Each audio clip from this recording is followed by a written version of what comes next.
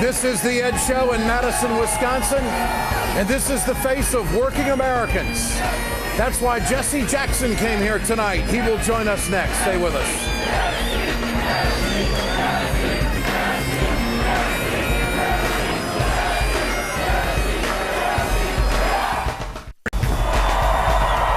Welcome back to the Ed Show. We are live in Madison, Wisconsin on a very cool Friday night.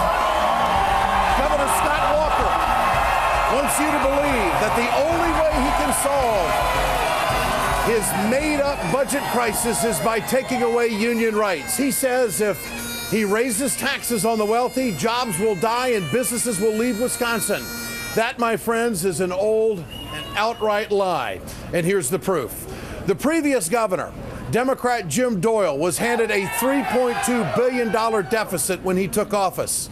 But he passed a budget that left the state poised for a surplus this year. In 2007, Doyle increased taxes on cigarettes, hospitals, oil companies, and real estate. In 2009, Doyle passed a 1% tax hike on people making more than $300,000 a year. That's less than 1% of the state's population. According to Republicans like Scott Walker, those tax increases should have destroyed jobs and sent employers fleeing from the state. But take a look at this chart of Wisconsin's unemployment rate from 2006 to 2011. Unemployment actually dropped a year after the tax increases of 2007. Then the nation's economy collapsed in 2008. You can see that big spike right here on the graph. But in 2009, Doyle raised taxes on the top 1%. And look at that. Unemployment in Wisconsin drops again and continues to drop today. Instead of continuing down the path Scott Walker already pushed 3 tax cuts through. These cuts will add about $117 million to the deficit over the next 2 years. Joining me now here in Madison is the president of the Rainbow Push Coalition, Reverend Jesse Jackson.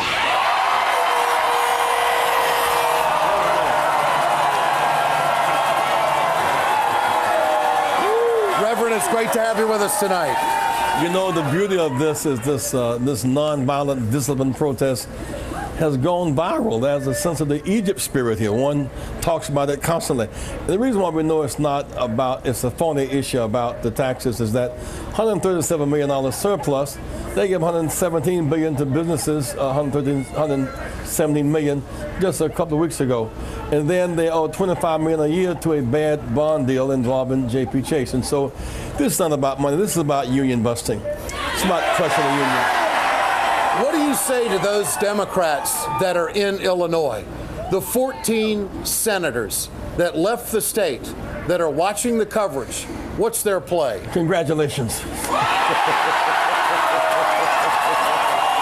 Well, it is a non-violent discipline action in coordination with the people. And it's successful because it is that combination. When people act, great things come to them. When leadership at its best, Ed, does not follow opinion, but it molds opinion. These leaders, they are molding opinion, and there's kind of a co-generation between them and the people. Former Governor Mike Huckabee of Arkansas, now a Fox News employee and also expected to be a presidential hopeful for the Republicans, he says that President Obama is making this about class warfare. What do you say to that? Well, it's simply not accurate. The extent to which we bail out the banks, not linked to lending or the reinvestment, the extent to which we had an insurance proposition which was good for the people, but without the public option, uninsured have gone up and fees have gone up. The extent to which we give the rich a big tax cut in December and a job cut in February, it's not working. So people, those on the lower class who were the middle class, are fighting back, and they ought to fight back. It's the right fight. Reverend, tomorrow, Tea Party activists, Tea Party supporters are going to be here, and this, of course, was spearheaded by the headquarters in the state of Virginia. There'll be a lot of outside influence. What do you want these people in Wisconsin, as they're about to be confronted by outside agitators, What's your call for tomorrow? Well, be nonviolent, be disciplined, and be absent. I mean, don't get in a shouting match and become a distraction. This is about teacher security. It's about workers' rights. And the beautiful part here is where police, teachers, and firemen have come together soon. Workers will no longer be the scapegoats for the economic crisis. Workers want to be at the table, and they're not even dogmatic. They say, cut us in, but don't cut us out, and that is appropriate.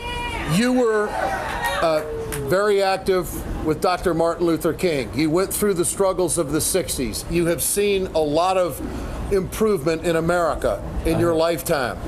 Is this a defining moment for labor? Is this a defining moment for this country when we talk about the haves and the have-nots? It ought to be, because we have really the surplus culture and the threatening or the suffering culture that's taking place now. And so I hope this struggle goes viral. I mean, right now, student loan debt is greater than credit card debt. Students are fighting back, as they are in London. Workers whose job security is threatened are fighting back, as in Egypt. I think the idea of workers fighting back in a massive, nonviolent discipline, where say, let's share the burden. Do not bail out the very wealthy and lock out working people, and use teachers as scapegoats in the broader economic scheme. Reverend, great to have you with us tonight. Thank you so much. Reverend Jesse Jackson here on the Ed Show in Madison, Wisconsin. The right wing is on the attack. Rush Limbaugh called the protesters freeloaders. We've got something to say about that in the takedown next.